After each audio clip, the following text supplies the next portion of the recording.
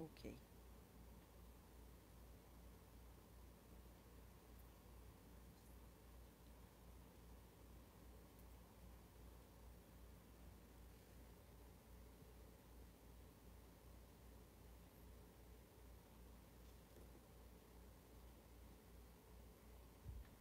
Swords.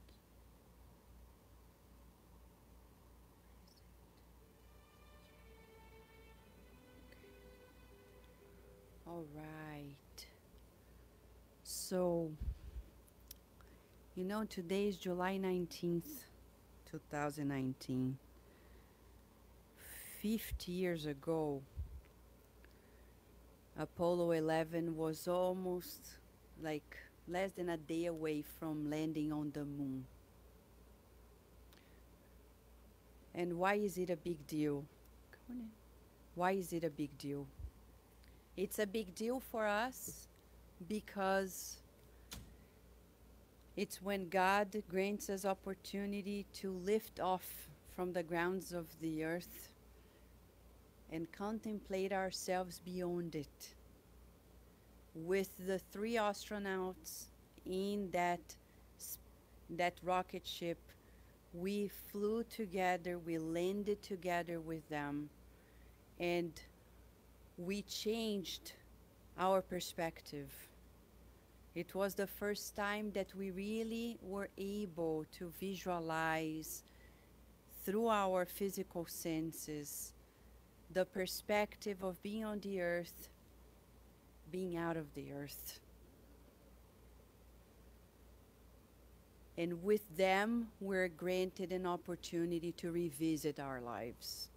And as Mentor Joseph was saying this morning, together with them, we're invited to lift ourselves up higher from our most primitive foundations to the dreamland of being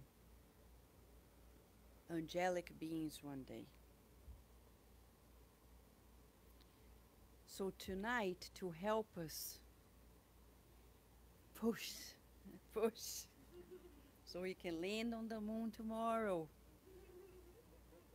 they invited us to revisit a topic that is so common, and yet we dismiss thinking that none of us go through self-pity, lamentation, victimization. There are so many names for it.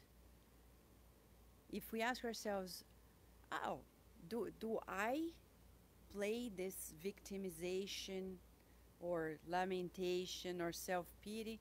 No, I don't. No, I don't. But there are so many different facets for it. And when we talk about cultural aspects, when we talk about the feminine and the masculine, we're going to see how men and women may be in that type of feeling without noticing. And the worst of it all, the consequences of it, which are dramatic. Pretty much the wars we see in the world, they start when people begin to feel victims of somebody else. They have to either defend or attack to preserve their lives. The same happens in family lives. To illustrate a little bit, we're going to revisit a true account of a man who was a renowned spiritist in Brazil, Jerônimo Mendonça.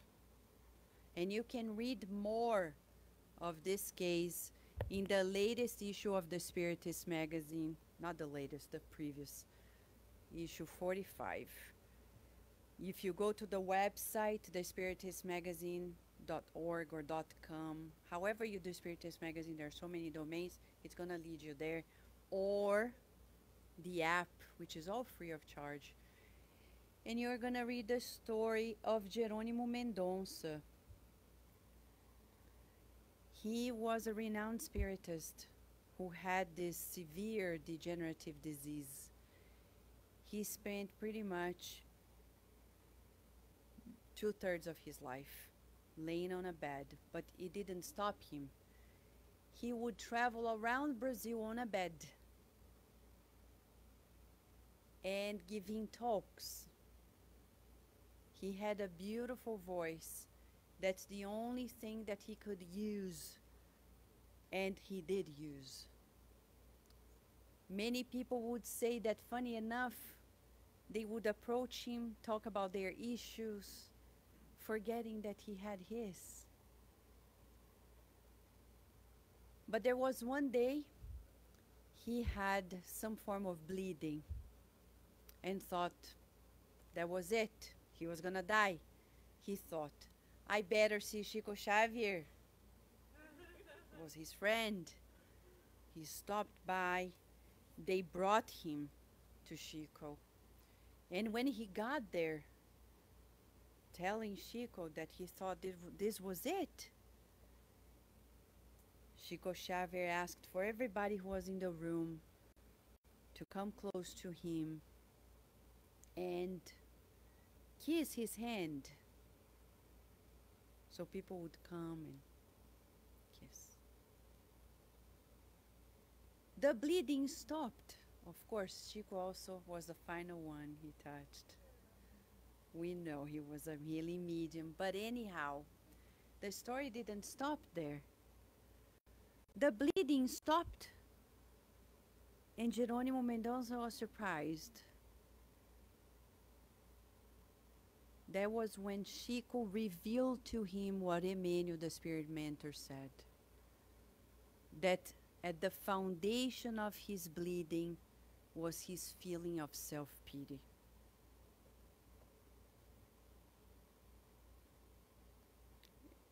I'm giving just a very brief summary, but if you go there and you read, you get to know the details.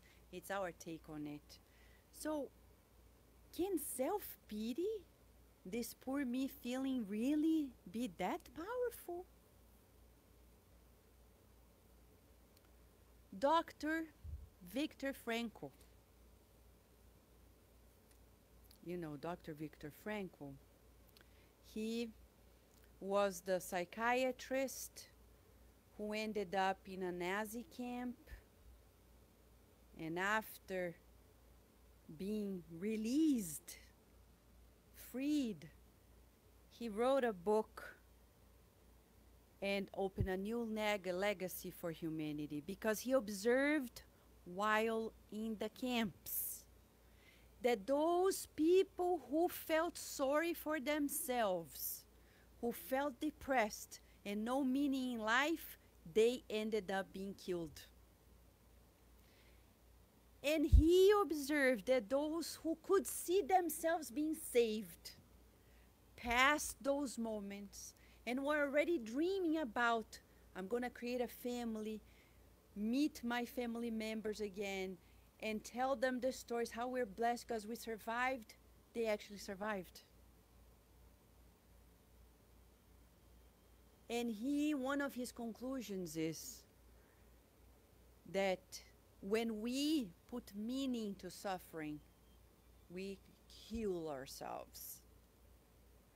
He even created an equation saying D equals S minus M. D meaning desperation equals to suffering without meaning. So if I understand why I am going through a certain difficult circumstance, I heal myself.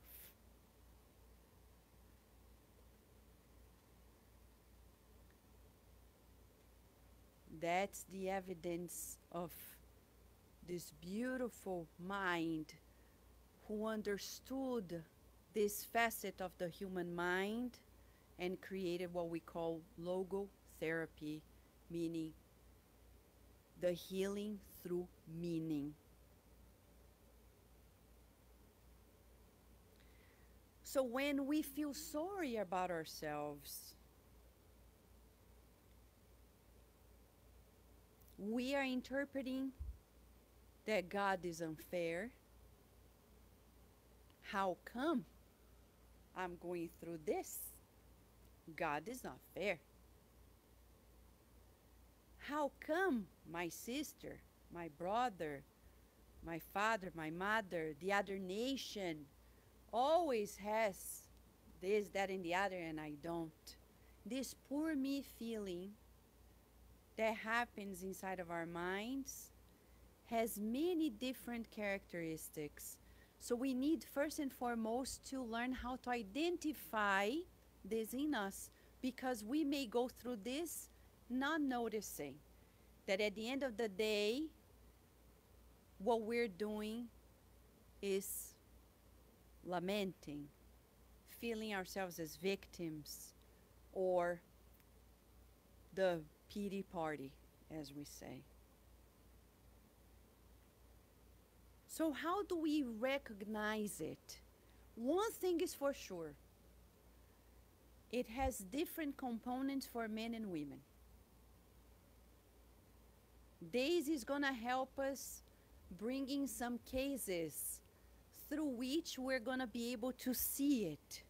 But you'll see, usually in men, this pity me, this victim type of feeling comes with different wrapping than women. But it comes. So if we don't understand the extension of this in the different facets, we're going to dismiss it saying, I never feel sorry for myself. We'll give an example in our daily lives. Business relationships. Since majority of people spend time elsewhere other than home, people in a meeting, usually they feel like the attention is always on somebody else. Always. He always gets the grants. She always gets the attention. And it's always that feeling like, you see, at the end of the day, people don't notice me. And that there is always somebody else who seems to be smarter. And even people, like in men, the facet's a little different, a little more brutal. Like they are trying to get my things. It's a little bit more belligerent. Even when we're driving, we see the facet of victimization when we feel that somebody simply in a rush and they cut you off. But it's not about you. But you think, see, he thinks I'm stupid. That person doesn't think anything about you because they are dumb, they don't know you, they haven't met you, they don't care who you are.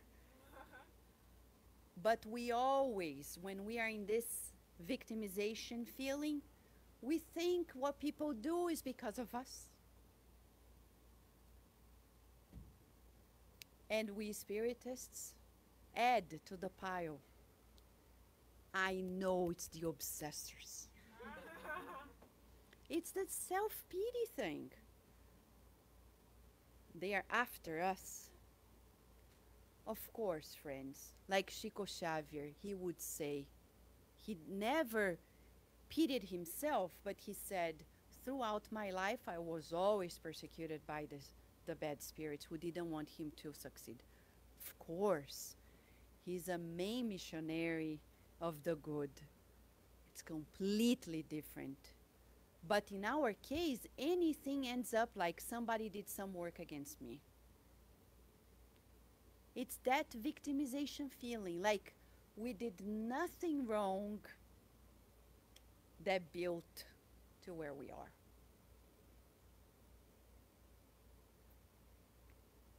The law of return, as we just read in the book by Emmanuel. He ends that paragraph by saying, that message by saying,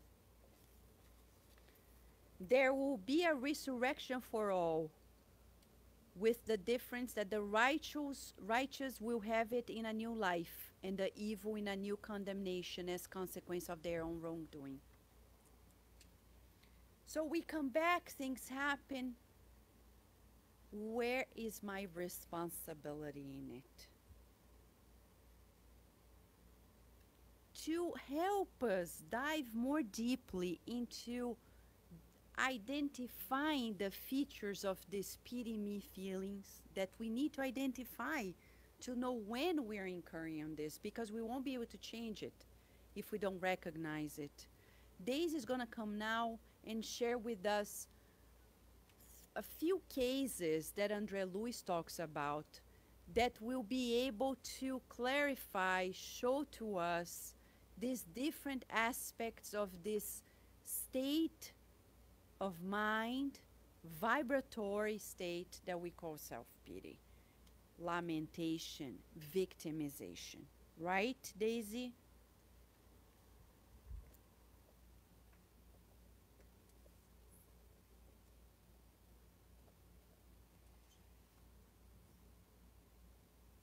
So, what a best way to talk about, and like Vanessa said, give different examples without starting from André Luiz himself. André Luiz, um, if you're not familiar with the book, or maybe have not read the book or seen the movie, um, we definitely recommend you to go. The movie is beautiful and give us that visual aspect, but the book is so deep and we can spend hours and hours just discussing it. But André Luiz is so humble that he comes and tells us himself about things that happened to him and how he felt. In one chapter of the book, we see a very clear example of what we are illustrating here today, talking about this feeling of lamentation and victimization. So, André Luiz, in the eyes of society, was a great person, right? He was a doctor when he was incarnate. We know that he saw many patients. He was very into research. He wants to find the cure to different disease. So he was really into the science. He had a beautiful family, a wife and children. So in the eyes of society, André Luiz was great, right? He was doing really good. But he discarnates. He passes away. And he finds himself in what he later will learn called umbral, or the lower zones. And he didn't understand why. Why am I here? Right? Why I'm going through this experience? I did so much in my life. Look at how many patients I've seen. I was a great doctor. And through reading the book, you will see how he receives help, how that process happens, and why. What are the things that he did, his actions, his thoughts, his feelings, that led him to that position. But at one part in the book, he's already in the spiritual hospital. He's being helped. And we're bringing images here to illustrate to us, right? So let's think. This man in the bed is André Luiz, right? He's receiving the help. This is his friend Lysias. He's there. He's helping him, get better, understanding what they call him suicide, right? An indirect suicide. And at first he was very puzzled, like, what? Suicide? Like, how can, I love my life. I never wanted to, leave my life. And you learn through the book how that happened. But at this very moment, and I want to read to you because I think there's no ways to really summarize it. So, like us, right? We get sick. We might be in a hospital. We might be in our beds at home. Someone comes to visit us, right? To see how we're doing. And the mentor, Clarencio, he was, the minister of assistance who was helping. He was overseeing André Luiz's case. He comes to him and asks, how you doing, André Luiz? Normal, right? Someone come to visit you. So let's read and let's see if we identify together these features of lamentation. So he says that he is getting better, but he still feels some physical discomforts. But then he starts talking about his family, and he's like, how is this possible? How is my wife? My wife is by herself. She's grieving. She's crying. How about my children? They're by themselves. What is happening, with them? I don't know. How is this possible? How is this fair? Why is this happening to me? So he says, oh, my pen is too bitter. What a terrible fate for a man pledged to devoting himself to his family. I believe that very few creatures have suffered as much as I have. His true words, okay? I'm not making this up. O earth, vicissitudes, delusionment, maladies, misunderstandings, and bitterness, suffocating the rare moments of joy. After that, the sufferings caused by the death of the physical body. Then the tortures beyond the grave. What is life after all? A never ending succession of misery and tears. Is there no recourse for for the sower of peace? And then he goes on and on, saying, how is this happening to me? Life is so hard. I was a devoted man. And the mentor very kindly, hears him out. And then he asks, and then, you know, after he's done, he just asks him one question. My dear friend, do you really want a spiritual healing? So that's all of us, right, friends? We, of course, physical pain, is dramatic. We go through it. We want to be cured, right? But we know that we are mortal spirits. We are looking for the spiritual healing. Like, how can we achieve it, right? It's beyond, we know it's beyond our physical body. It starts in the spiritual, comes to the physical. So what is the recipe, right? The mentor will give this to us and to Andrea Luis, but to all of us in this situation, right? Why am I sick? Why this is happening to me or to my family members? What Vanessa was saying, we put ourselves in that place without really trying to understand the meaning of things. So the mentor says, he says, okay, I do want to be, healed. He says, then learn not to speak so much about yourself or to comment on your own pain. Lamentation is the symptom of a mental illness that is time-consuming and difficult to treat. You absolutely must create new trains of thought and control your tongue. If you regard the effort required as a crushing imposition and see the suffering that there is actually an edifying struggle, you are showing the undesirable signs of spiritual blindness. A lot of food for thought, right?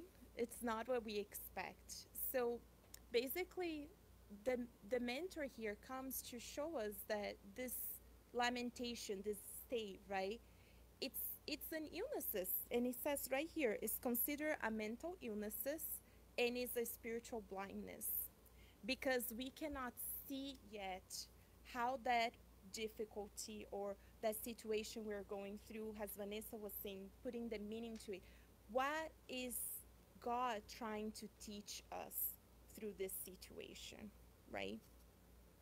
And he continues and says, if you regard the effort required, sorry, I already read that part. The more you use words to exaggerate your painful thoughts regarding your personal experience, the more bind yourself to insignificant memories. And he's not saying here to put him down, your family is significant, it's not that, but he's saying there's so much more to life, right? It's so easy for us to focus in our little bubble, right? My work, my family, my spouse, my children, and we stay in that little bubble, right? That's all he can see. But we, reading these books, we see life is much beyond it. And it's not waiting for this perfect world around us, our little bubble, to be perfect, that we'll be really able to, step outside. Is the opposite, friends. They're saying, look, you do have to poke that bubble, get out of it to be able to help. And that is exactly what brings us to the next case, to see how this process of lamentation or victimization, self-pity, really happens in different ways for different people. So this is another illustration of the book, is another chapter. Later on, you know, this is Mentor Clarencio, and his recommendation to André Luiz, his own words was, weak souls remain inactive when faced with work, and they complain to anyone who will listen. Strong souls, however, accept labor as a sacred heritage in which they prepare themselves along the path towards perfection. So strong souls accept labor, service, making ourselves useful. That was his recipe, right? Do we want the easy recipe? Clarencio is bringing to us service, being useful. He gave the recipe to André Luiz, and he took it. That's the great thing about this book. André Luiz really followed the recipe. So he found himself, after he was, regenerated a little bit, feeling better, he went to speak with the mentor, with the Clarencio, to ask him for the opportunity. Okay, I feel ready now. I want to work. And in his office, when he enters this other lady with him, and she shares her story, which is another illustration for us to see how we think, right, that everything needs to be wonderful and perfect. We should receive all the help we need, and then we're gonna go and help others. So she comes to Clarencio and say, look, I'm really worried. I'm here. My children, my two sons are on earth. They are suffering a lot. They're going through a lot. They're by themselves. I want to go and I want to help them. Again, her family, right? Her relatives. She's discarnated, right? But she's like, please give me this opportunity. I want to go and I want to help them. So then the kind mentor, again, with kind words, asks her, okay, that is fair. You want to go and help your family, right? You being in Solar for 6 years has a discarnate.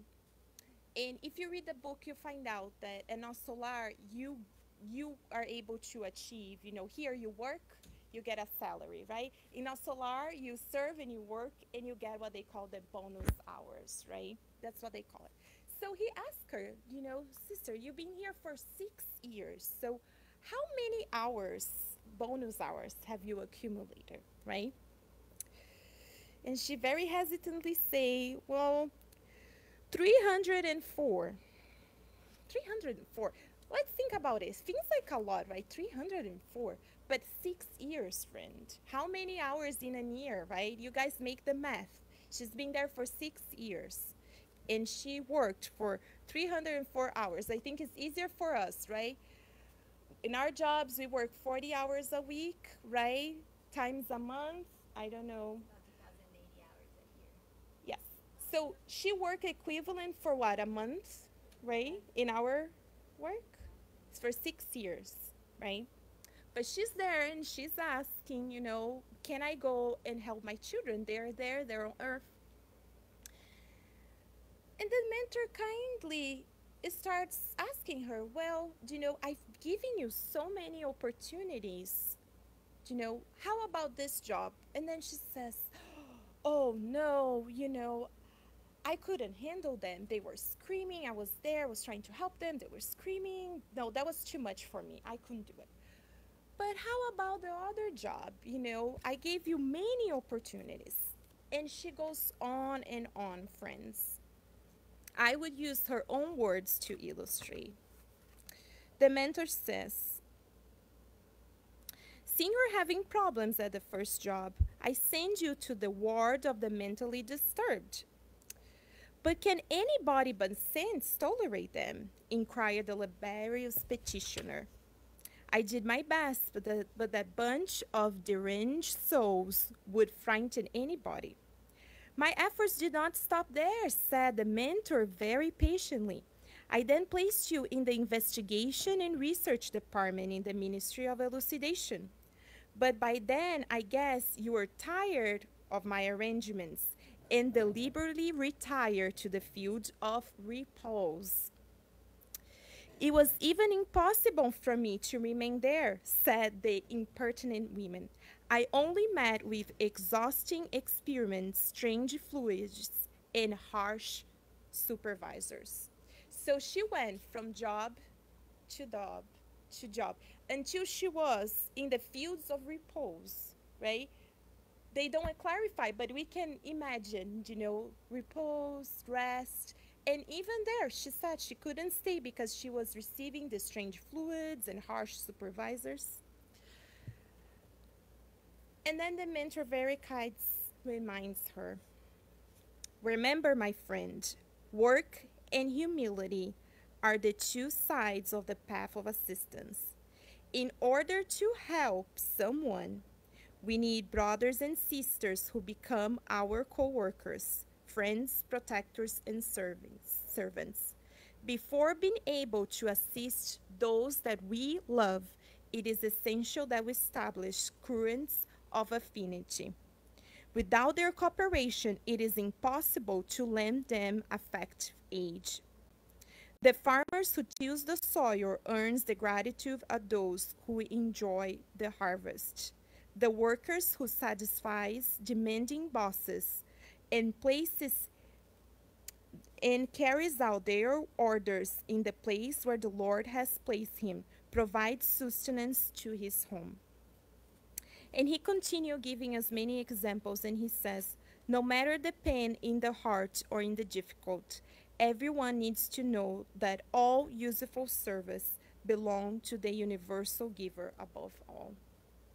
So in both these cases, André Luiz and this lady here, the recipe is very simple. The mentor says, service, being useful, help others. So, and they say, in order to help those that we love, we first and foremost, step outside, as I was saying, our little bubble, right? So we clearly see the two cases here, André Luiz lamenting about, why is this happening to me? She, on the other hand, her lamentation was, she was making excuse, It's so easy, right? Oh, why don't you come? Why don't you help? Someone calls and say, no, can you come? Can you help me, do this? Oh, no, but that is the day, it's the only day that I have to do that. Is that really true, And then you get another call and an email saying, look, there's great opportunity to come and help with the homeless service. Like, oh, but that's Sunday, I have Sunday with my family. I cook them lunch, how can I leave them and go? So do you see lamentation? We put ourselves in this excuse. But then we go to a more extreme case in this book, where we learn that, as Vanessa was saying, especially for men, it can happen for women too, but some people will stay in this place of victims very short period, because as they start feeling sorry for themselves, they want to change, right? They want to take action, right? As they say, take matters on your own hands. And we see in this other book, in the sequence of books from André Luiz also, a very extreme case, but it can illustrate for us that other side of the same self-pity coin, which is when we go from the victim, from the lamentation, to being the persecutor. You're like, what? Me, the persecutor?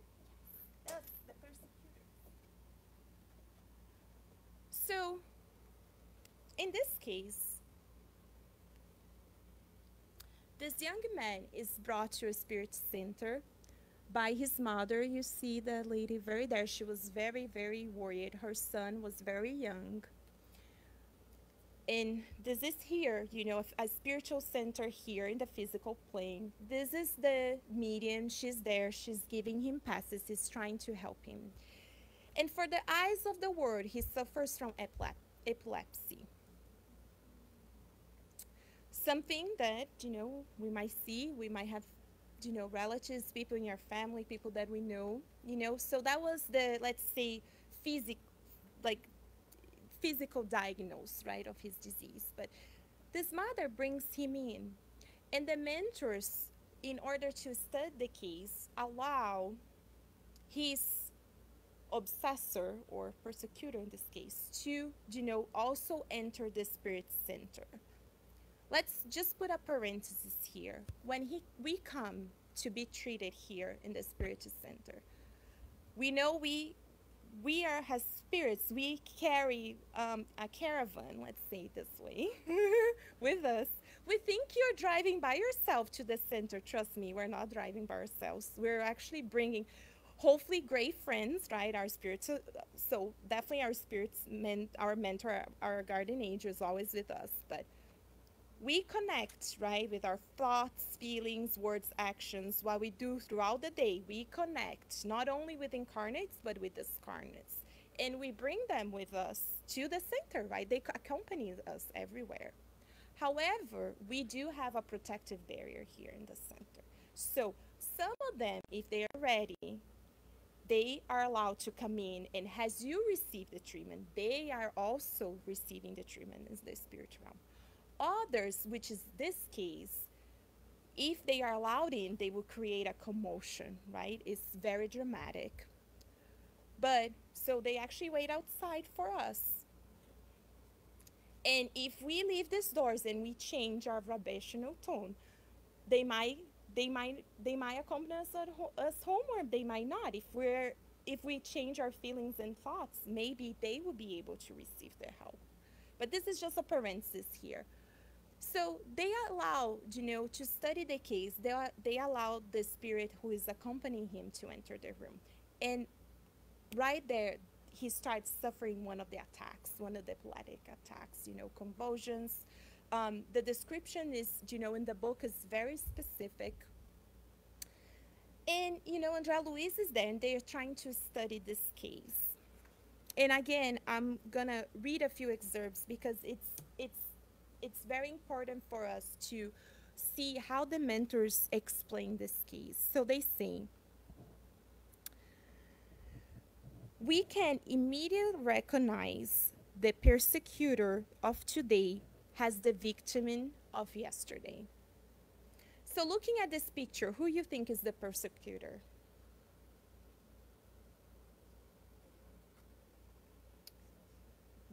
The obsessor, what we call the obsessor, right? We put that label on them. So he says, he, which is the obsessor, persecutor today, was what? The victim of yesterday, right? So let us understand this story. In a previous life, many centuries ago, this young gentleman here, his name is Pedro, he was a doctor, similar to Andrea Luiz, right? But not only he abused his healing mission, however, but in addition to that, you know, the persecutor here that we see was actually his brother, whose wife Pedro sought to seduce. So in a previous life, Pedro, this young man, was a doctor. That was his brother in that incarnation. His brother had a wife.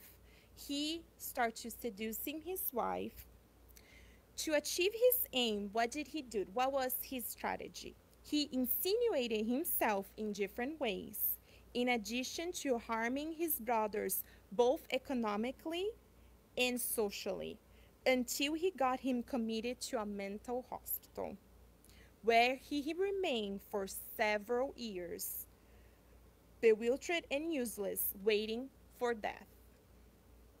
What happens? His brother passes away. He finds himself in this spiritual realm, right? It's so interesting because he thought that he would eliminate his brother from his life, right? Put him in a psychiatric ward, have him killed. But they don't know. Actually, after his death, he's more freer. Now, in the physical realm, he was confined. Now, in the spiritual realm, he's free. And where do you think he will go? Do you think he will go to Nosso Solar and study? No, right? I don't. We wish, right? No, what we would do? He would say, what, me? I want revenge. He stole my wife, right? He drove me economically to, I lost everything. I was labeled as a mentally ill person. So what did he do? He didn't stay in that victim place. Oh, poor me, like the woman, right? See how the difference is? The woman's like, we cry and poor me, and we stay in that position. But the masculine in us, we're not labeling men and women here. It's the masculine and the feminine, which each one of us have inside of us, right? So the feminine in us is like that crying baby. Not saying that we cannot cry, but that's how we feel, right? We want to crawl in bed and stay in the fetal position, and that's how is the feminine, right? But what is the masculine in us? The masculine is to take charge, I'm gonna take matters of our own hands, and that's what he did. His brother, Pedro's brother, right? What he did, he went against him. Finally, they both find themselves in the spiritual realm, where I was gonna read because they say right here. Sorry, let me just find. He bettered their lives and waited for them after the grave, where the three of them. So do you think he went only after his brother? He went after the wife too. It's like, you let yourself be seduced, I'm gonna go after you. Guys think you're gonna be happy? And they reunited in the spiritual realm in a dolorous process of regeneration. The wife, who was a little bit, let's say, quote unquote, less guilty, was able to return to the physical realm a little sooner. Where, what happens next? What does she do? She receives a son. Who is the son? Pedro, right? The doctor. She receives the doctor as her son, trying to what? Purify her love, right? In a previous life, what type of love she had? She was physically seduced by him, right? In this life, she needs to see him with the pure of all loves, with a mother's love. And they describe in the book, she cares about him deeply. She's very worried. That's why she brought him there. However, the betrayed brother stayed from the past. He did not find the same strength. And what he did, he then continues to vampirize Pedro. And they describe here, in this dwelling. So again, in the eyes of the doctors, Pedro has epilepsy. But when we put those bifocus lenses now, we see, he and his brother are literally in a dwelling. And that dwelling is so grave that is actually affecting very gravely his physical body. So in this case, we see very clear, like, how when we're talking about self-pity and victimization, let's try to see this in ourselves, because it comes in with different facets, right? It's not only the case when we started, right? The first case with Andrea Louise in the hospital lamenting and complaining, you know, it has so many different facets. But let's remember, friends, that our feelings, our thoughts, that will have consequences, not only physically, but really spiritually. So I'm gonna pass Vanessa to come back, and she's gonna be able to explain to us how does the mechanisms of self-pity, after seeing these different cases, how does the mechanism really happens in both this exchange between the physical and the spiritual realm, okay?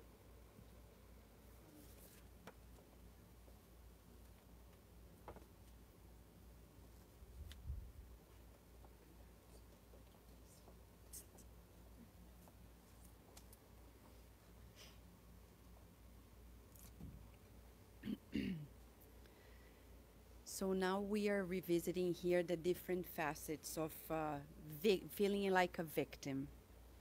The masculine in us doesn't allow us to feel like a victim for too long. It pushes us to take action. Rarely, rarely, unless we have a Christianized heart already, we're gonna feel like victims and work on it. That's the goal. Majority of the cases, the masculine in us is going to push us, and the imbalanced masculine of us to take action. We're going to talk about it now. So self-pity is that moment in which we feel like I'm taken advantage of, people don't recognize my efforts, look everything that I do, and yet. So these are different ways of self-pity. No matter how hard I work, my boss doesn't promote me, doesn't recognize me, or my family. And instead of moving forward, we can tell a friend, you know, like Chico used to say, this person is doing this to me. If you read a book named Testemunhos de Chico Xavier, it's not in English yet. There are letters that were written by him to the president of the Brazilian Spiritist Federation, in which you would think he is pitying himself. He's not, because he never stopped because of his family and friends, but he was telling someone whom he trusted what was going on. That's completely different. If I tell a psychologist, look, I need help because this is happening in my life, that's not self-pity. If you go to a doctor and say, doctor, my knee's hurting pretty bad every day, that's not lamentation. You're reporting because you need help. Self-pity is when you stagnate and you stop doing the good because you are a victim. And on the contrary, I start taking action against those who are making me feel like a victim. We don't think people make us feel anything. It's our choice. When people, like children, come say, you're making me sad. No. You are choosing to be sad. Oh, but you're saying this, but you're choosing to interpret that this is sad for you. I love you as a mother. I'm just telling you, you can't eat ice cream now. But you're making me sad. That's how you think you are. You're choosing to be sad, and you're okay. You're validated. You may be sad, but be happy that your mom cares about you, because there are many children who eat lots of ice cream and the parents don't say a thing, and they become obese. So be happy next and grateful. Nobody makes us feel anything. It's our choice. So to understand more about this, we're going to revisit a little bit of these cases through the lenses of mechanisms of self-pity. As Deise pointed out, when we choose to feel sorry about ourselves, we connect with other minds. And when we establish those mental currents, we may stay there sometimes for centuries. There are enemies who may stay enemies, taking turns, life after life. Somebody needs to put a stop at the victim mill, because nobody stays there for too long. How do we know? Look at this. Karpman. The Karpman triangle. Karpman observed that nobody stays in the victim position for too long. Next, they will become a persecutor. When you do something like this brother, introduced to the other, the brother seduced the wife. And he's like, oh, what? I introduced you my wife and then you seduce her and take everything that is mine? And he doesn't stay angry for too long, because victims, the next feeling they feel is anger. And that's where the problems escalate. Nobody stays like a victim for too long. And we're gonna, fair enough, open a big parenthesis here. It's statistically proven in Spiritism, said by Chico Xavier and medical spiritist doctors. Majority of the obsessors present themselves in the form of men. In mediumistic meetings, they asked Chico Xavier, how come, Chico? Dr. Marlene Nobre, and I asked her in 2006 at the Medical Spiritist meeting in Deise. And there is a book that reports it by her brother. The accounts tell us the majority come, though they are spirits, they come in that personality when they were men. Majority of obsessors. Why? Because the masculine in us is stronger, supposedly, when we are in the body of men. And the masculine, when it's not balanced, pushes us from being victims to persecuted quickly. If you see the statistics of suicide, who commits more suicide? Effectively, men.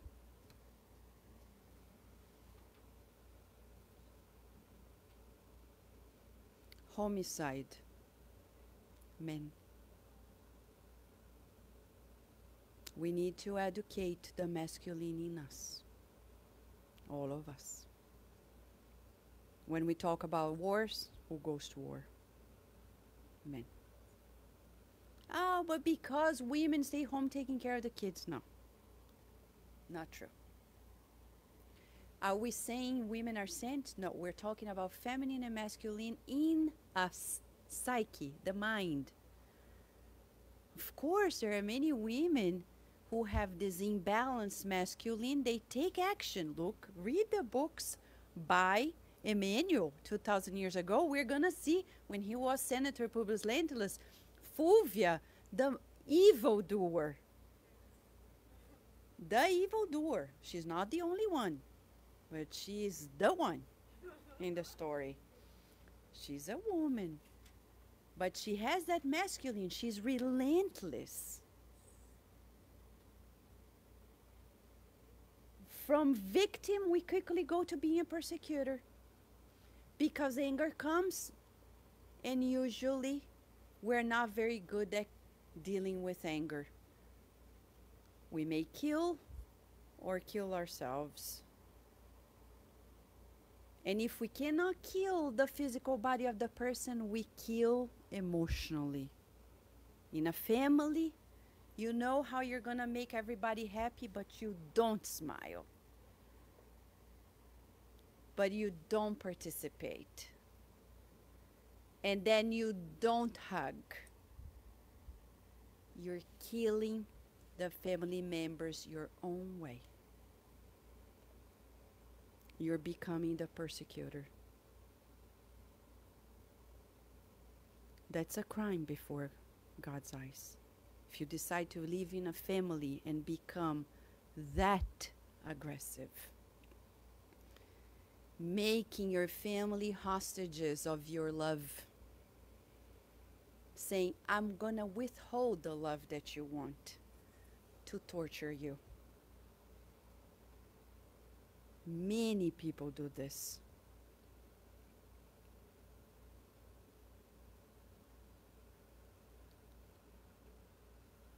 I see lots of this happening between parents and children.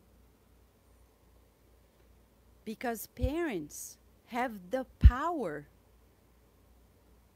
of approval of children. Children always want the approval of parents.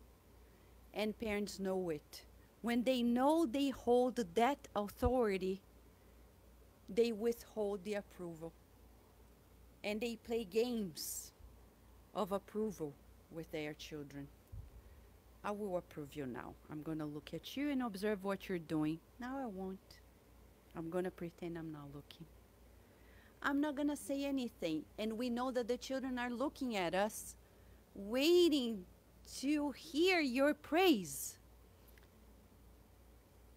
And, Mom, did you see what I've done? Yeah, I did. Didn't you see that I did? And you know you didn't look. You know you didn't do it. And there are worst case scenarios. I'm just giving the lightest ones because the stories in the psychiatric or psychotherapeutic offices tell us of the dramas of family lives. Because people leave the victim seat out of anger from this life or previous lives and take action. Passive aggression. I don't give what you want. You want love, you want hug, you want attention. You want a bouquet of flowers. I won't give it to you. Or even sex. That's how many women play the role. On the reverse. Right? They're like, oh, I know you want it, but I'm not going to give it to you. They don't say this way, but they play games. You hear the stories of women saying how they manipulate their partners as means to avenge for what they've done.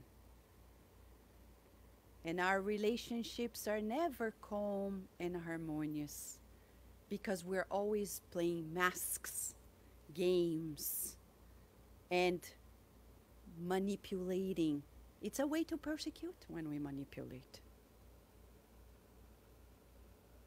The same happens at work.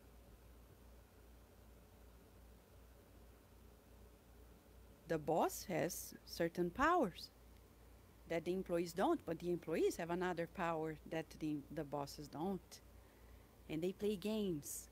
And then the boss says, starting Monday, everybody's gonna come here at 8 a.m. We're gonna have this meeting. And then you're late. Passive aggression. It's a way to say, you're not gonna rule over me. Yes, being late is a way of sending a message. Jesus said it since his time in one of his books that we studied at 11 p.m. And psychology validates it. When you're late, you're sending a message that I rule, that I am the one who dictates how it's going to be. Because when something is very important, we're never late. We're there before. President Obama is going to be at the SSVA. And I say President Obama because it's easy for me to say President Obama. I know he's friends of the world, so it's easy, neutral person, so many ways. So he's going to, when Vanessa? 7 p.m. on Friday. Oh my gosh, should we be there 7 a.m. to start preparing?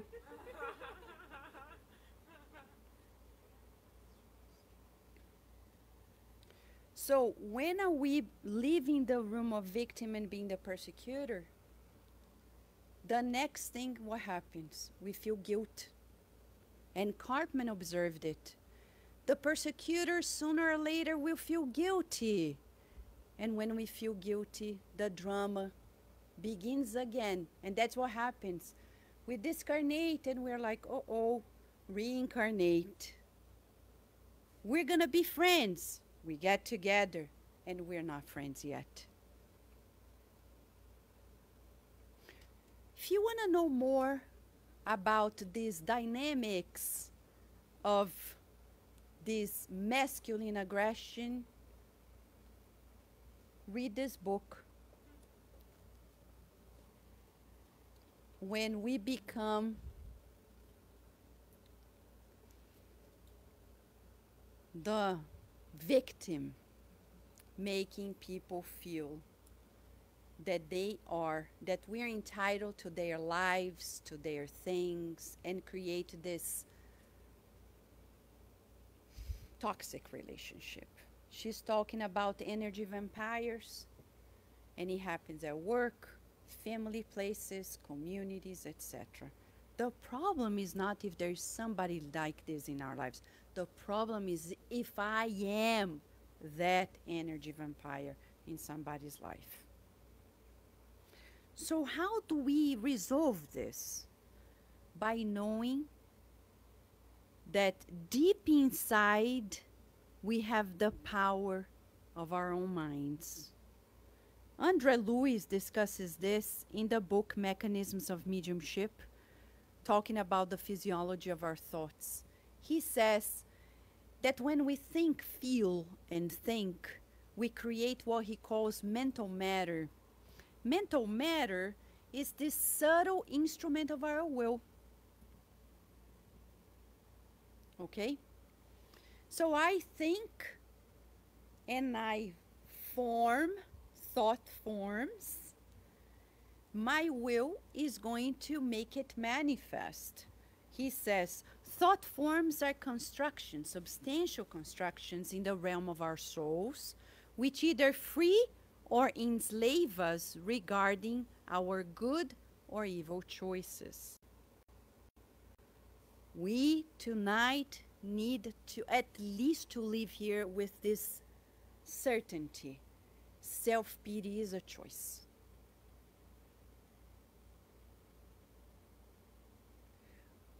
Victimization is a choice. But Vanessa, I suffer my whole life. I've always suffered. Really, there are people who are like this. They tell you, my life has been suffering after suffering after suffering. And I almost ask, have you ever been in Africa?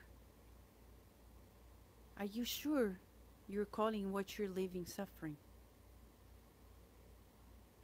Because many people in Africa don't even call themselves as sufferers.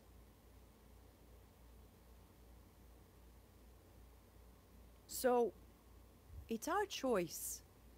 Oh, but there are always people trying to do this. Well, we're still in the battle of good and evil. It's part of life. Imagine if the oncologist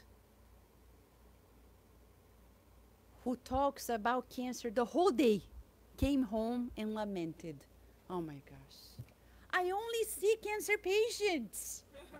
Well, but didn't you choose to treat them? Isn't it an honor for you? They don't complain. Why? Because they were prepared for it. Psychologists, oh my gosh, I only talk to people who have problems. No.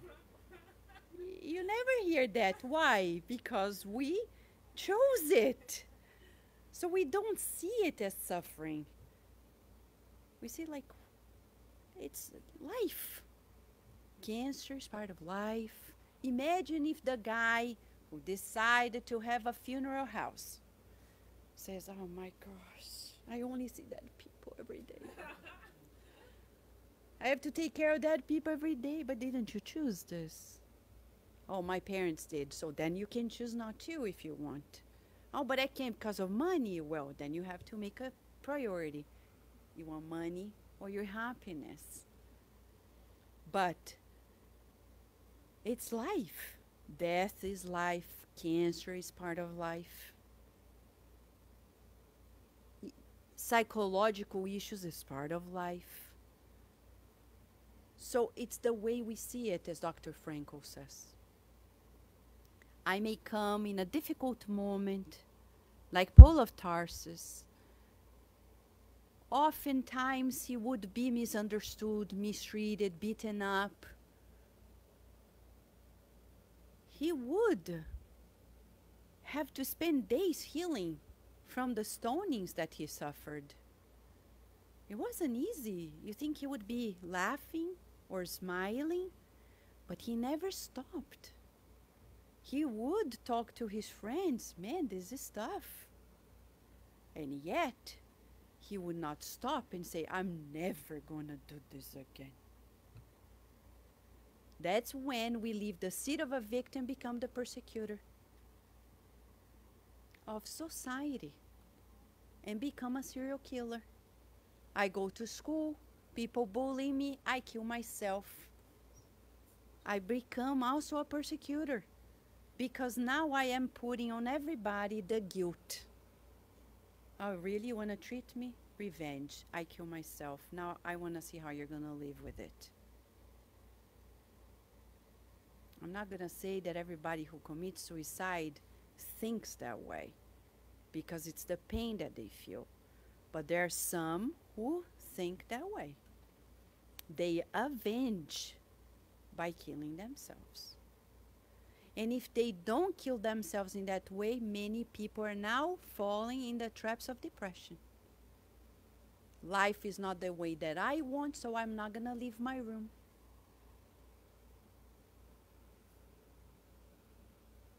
I'm going to stay here till the whole family comes and asks me.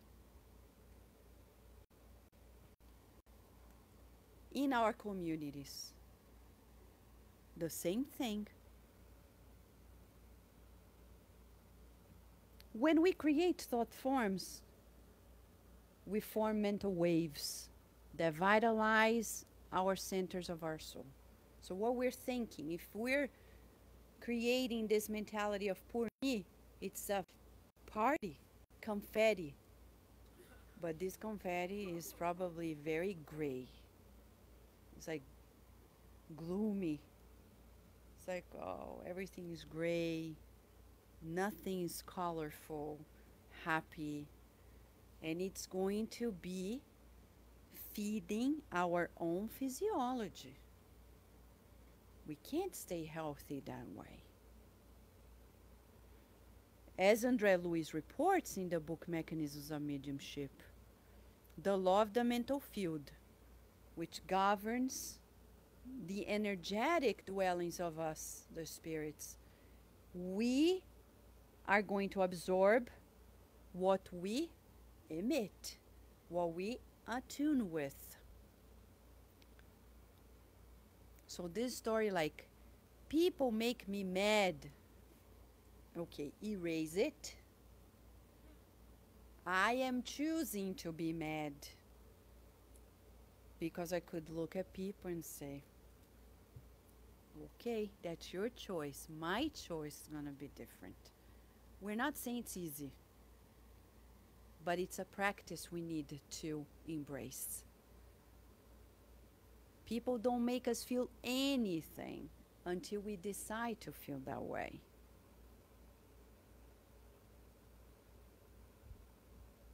And as Deise pointed out with the last case, the man who has epilepsy is not a victim. He's still dwelling, fighting mentally with the other one. Yeah, Carol?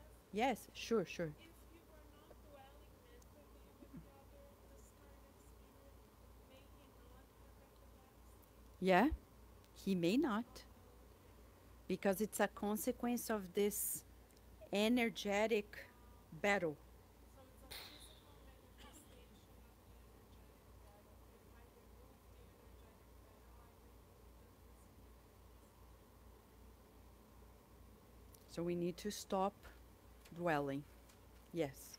Oh no, I was just gonna compliment Carol because in the book, that's exactly the question that they ask, but they say it will take you.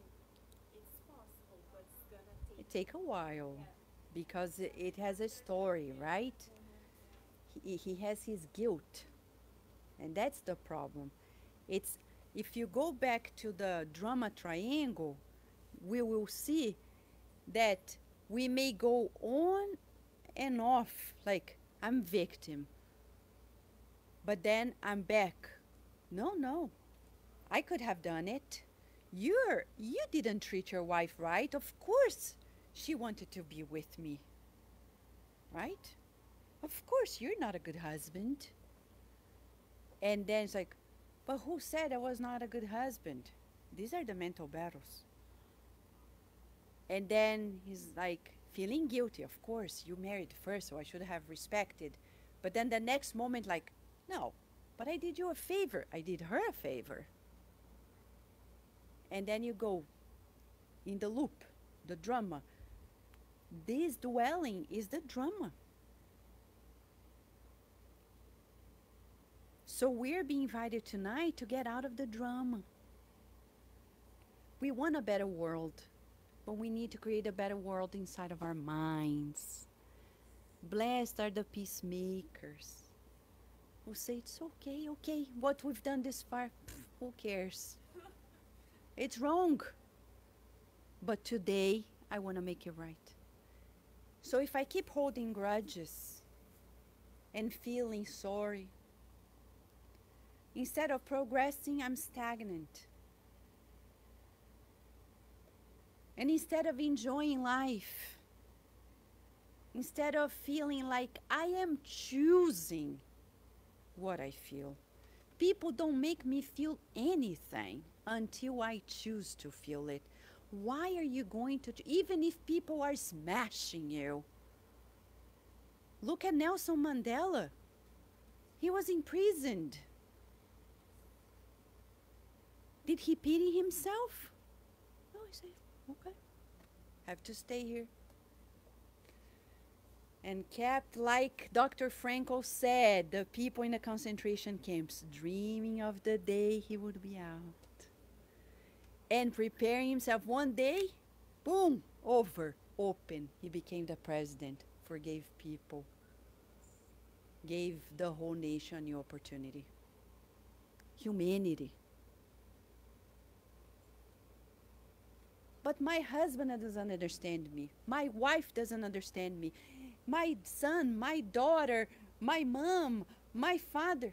Okay, do you understand them? Why do you care? Because they make me suffer. No, you are choosing to suffer. The people in the concentration camps.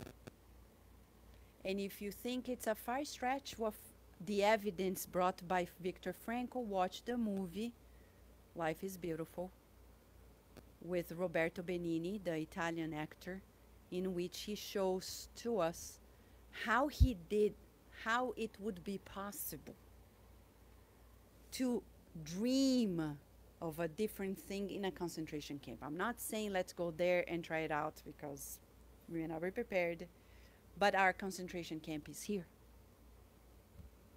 You may have the apparent torturers right here, but the day we see these torturers as brothers and sisters who are probably suffering so much that they cannot give you calmness because they are hurt, wounded people. Happy people are happy. They give happiness. They make people happy. Wounded people hurt people. So if somebody is trying to hurt you, they are deeply wounded. And we feel compassion for them because they are missing the boat. Instead of healing themselves, treating themselves, they are creating more hurt because they're hurt.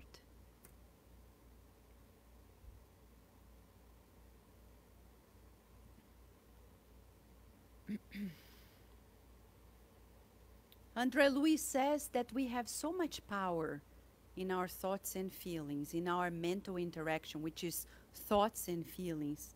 He says that when we read a page, when we consult a book, or when we are in a conversation, or we are focused on a particular subject, we connect with incarnate and discarnate intelligence that harmonize with the what we're seeing. He's not talking about internet, but we can just expand it. WhatsApp, message, text message, whatever we do. That's why the spirits say, read these books. Because when we're reading them, you are unplugging from the conversations with the minds that are not healthy.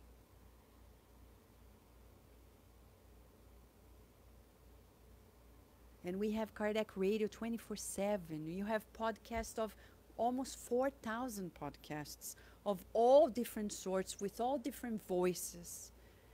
There is no excuse in Portuguese, in English, in Spanish.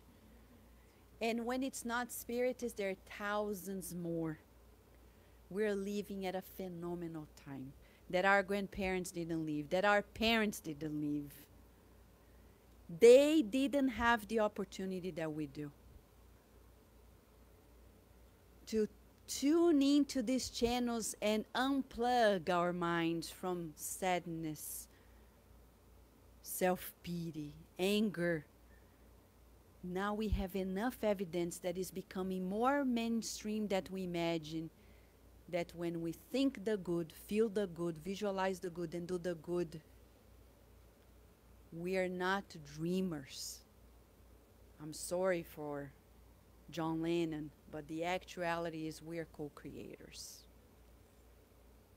The dreamer is only God. God created us, dreamed of us, and we are his dream. We are co-creators. And we are living a phenomenal time of empowerment. We have no excuse to seclude ourselves in any corner of this world and say, life is unfair, look at me. I cannot be useful to anybody, like the woman at No Solar. In 6 years, only 300 plus hours. Vanessa, when my life is in place, I will help. I'm sorry, but the order of events not like this. As far as we know, God is saying, help others and I'll help you. But help others at home first. If we don't change and harmonize our homes, who says it? Jesus. But Emmanuel has a message here titled Family. If I don't harmonize my family, I won't be able to help the world. Many people say, I want to help the world. Help your family. How? Sometimes silence. Sometimes a hug. Sometimes by forgetting about your hunger, your needs. And the message says, focus on people's wishes. Come home, you're tired. Forget your life outside and says, hello, how are you? We enter like, oh my gosh, I need a shower, I need to rest, I'm so hungry. It's like people there, their value is nothing. As if I'm saying like, I don't care what you're feeling, I care what I'm feeling. Because I'm the center of the universe, and I hope everybody stops to know that I need my time. No. And that's usually the masculine in us, because we know that women tend to people's needs. It's the feminine in us. That we cannot change. In spite of the fights for equanimity, that virtue we have to keep in place. Keep helping others. He keep putting people first. That's divine. But stimulate everybody to do the same. And see the pleasure of coming home and saying, imagine if everybody is thinking of family time, taking care of everyone. We come home and like, what are we gonna do first? Dinner? Everybody? Dinner? Okay. We're all hungry? Okay. Who is gonna put the table? That's the Jupiter moment. Jupiter, happy planet. We come home like, I'm tired. We can share, saying, okay, go take your shower. I'm gonna boil the water for the pasta. And the other one says, I'm going to set up the table. And then I come out of the shower. Okay, now you take a shower. I'll finish fixing dinner. And you're like, Vanessa, that's a dream. No, that's what we're marching towards. We need to practice less selfishness. Mentor Joseph this morning was saying, for us who live in Northern Virginia, a very wealthy location, our community in the spirit side of Virginia needs more than anything to think about being less selfish, because we have much. We need to practice more selflessness. And it's not only about the homeless. It begins at home. I see competition between partners at home, husband and wife. The other day somebody told me, I told my fiancé that I did an hour of treadmill. And then the next day he called me and said, I did an hour of treadmill too. I think he's competing with me.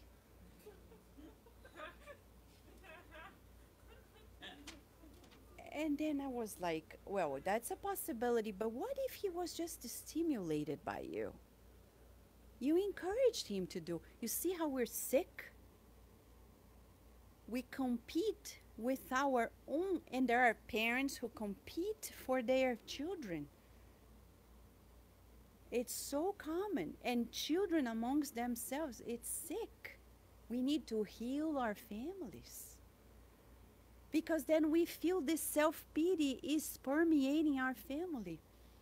Mom only gives attention to this. Dad only gives attention to that. Or my husband just gives attention to this. My wife just gives attention to that. And it's pity party through the family that just expands into schools, businesses, communities. If we finish that off at home and become less selfish, constructing positive mental currents. How do we do it? To ennoble ourselves. How do we ennoble ourselves? Thinking the good. Thinking the good. So let me go straight here to the antidote of self-pity. As we march to this beautiful wrap-up, Emmanuel, in one message, gives us a beautiful antidote to keeping ourselves positive and out of this self-pity mode, lamentation, victimization, in a message titled Compliment and Criticism, in a book that has yet to be translated. Thank God this message is translated. Right, Deise? Deise is going to read a message for us as we wrap up this.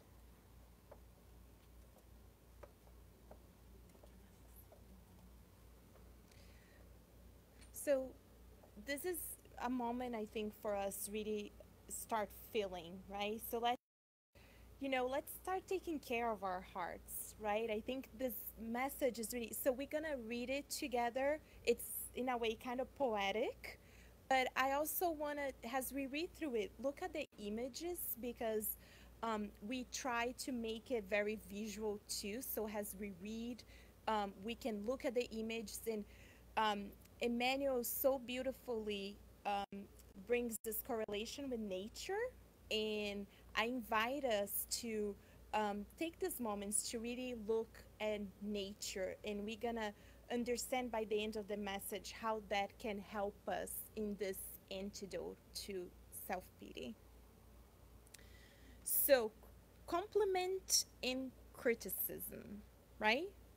Very two important words. If the sun depended on human approval to nourish the life that gravitates around it, certainly it would, long ago, have been reduced to a pile of ashes. If the earth suffered from the censures that are constantly made by those who categorize it as a valley of tears, it would have already descended to the condition of cemetery in space. If the seed rejects the solitude and death of which is relegated in the soil in order to collaborate with the sustenance of the world, humanity would have been, for a while, without the blessing of bread. If the spring refuse the incessant and permanent regime change in which is called to serve, life organized on earth would have been confined to primitivism and stagnation. If the tree only produce under applause, the fruit would have not blessed humankind's table. Workers of the truth and the good, let us reflect on the simple lessons of nature and let us work. Give thanks to the compliment, the warning that criticism gives you. However, if we need praise to work, and if criticism paralyzes the faculties of service, we are still far from understanding the treasure of the opportunities for improvement and elevation that enriches our ways. Since, above all, the blessing that comforts us, the light that illuminates our road, the strength that sustains us, and the support that holds us, always come from on high and proceed originally and only from God. So in this beautiful poem, Emmanuel, through Chico Xavier, brings to us really the recipe to get out of this self-pity mode. And we have highlighted here, if we're looking for praise to do the work we're assigned to do, as Vanessa was saying, this is a unique opportunity, friends. It's a unique reincarnation. We're truly the workers of the last hour. We are. And tomorrow we celebrate a beautiful accomplishment on planet Earth. So don't take this life for granted. Really don't. Because if Jesus, our master, who came humbly, can you imagine from on high, he did not have to reincarnate it on the planet Earth, and he did not have to go through what he did, but he did for us. If he was persecuted, he was misunderstood, people created stories and lies around him. If Jesus went through what he did, and he told us on the book Good News that Vanessa kindly shared with us last night, if you follow the 11 o'clock p.m., he told us it will be hard. It will be hard. He came and showed it to us. But we cannot wait for praise, and we cannot take this criticism, and because it has a says here, it paralyzes our service. And through this beautiful message, Emmanuel is inviting us to look at nature. You know, we need to, we live in such a technological world nowadays that we go outside and we don't look at the sun. You know, it's such a warm day, and people, you get in the elevator, people are like, oh my gosh, it's so warm, you know, it's so hot. Yeah, definitely, we know it is here in Northern Virginia. For those watching us, it's felt like over 100 Fahrenheit today. It is warm, but we don't look at nature. And look at this, all the images, look at the bird, right? If the bird were to stop, right, what he's doing, his work, constructing this nest, the detail, if you look at the detail, right, because the tree is, the branches like this and not like this, you know, if, you know, the branches that he need were not readily available, if it's like a simple test, do you see the bird stopping singing, stop constructing the nest? We don't, right? Do we see the water start flowing because now there's a stone in the middle? They go around it, right? So let's, through this message, we're invited to look at nature, to contemplate nature, thinking about God, right? When you see this beautiful picture, everything comes from God. So we are invited today to really get out of this egotistic feeling, right? Because at the end of the day, self-pity is really egotism, still rooted, is that very primitive inside of us. So we are invited today to really march towards this happy planet that I think as we march here on earth, it starts really inside each one of us before it can manifest itself around.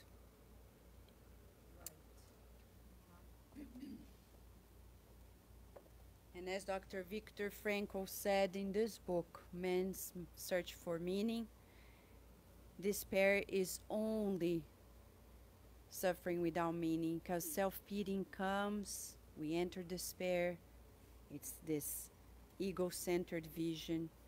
So give a new meaning to it. And give a new meaning means seek the good, like the dog smelling the flower, the little puppy. That's how we get out of the prison of self-pity or guilt or anger. Seek the good always, says Emmanuel, chapter 10 of the book Thought and Life. We must seek the good, feel the good, visualize the good, to mold the good with all the resources we have at hand. And if you want to study this book, Thought and Life, with us, this Sunday we'll begin the sessions in Washington, D.C. at 11 a.m. So, self-pity is a choice, hopefully from today. We know how to recognize it quickly and counter-condition ourselves by seeking the good. Seeking the good and never waiting for people to praise or stop because we're criticized. Keep on marching. The SSV wouldn't be here if we heard criticism. We wouldn't have these doors open. Kardec Radio wouldn't be here, the Spiritist magazine, and the goods in the world. If we take that action today of relieving our minds and hearts of self-pity, we're going to do the good to ourselves, to family members, to everyone. After all, as Joana de Angelis says in the book Happy Life, We are all influencers. It's a modern word, right? We're all influencers. Even if you are in your corner, people are looking at you. Look at schools. Everybody notices that student that is always the quietest, that is always at the corner. He is influencing everybody. People would be happy if that student would smile, interact, and be less at the corner. So let us do the same in our family lives, in our workplaces, in our communities, wherever we are, whether it's a virtual community or a physical person community. It's our choice, friends. As Deise reminded, tomorrow is a day to celebrate for humanity. Chico Xavier reported to us that as we celebrate 50 years of the humanity landing on the moon, we would be celebrating the end of a probation period on Earth. We are on the last day of our probation. Hopefully, we're not going to spoil it. We are on a probation that ends tomorrow. Hopefully, we'll do it right. And it's not about a major world war. It's about the wars in our minds, in our families, in our communities, everywhere. So let us be peacemakers and seek the good. To continue the therapy for this moment, we're going to invite everyone to the passes. Carlos is going to lead you to come up front to receive the passes. When you come, think about this message Emmanuel is giving to us, how we're building the good. Okay? Tony, we can dim the lights. Thank you.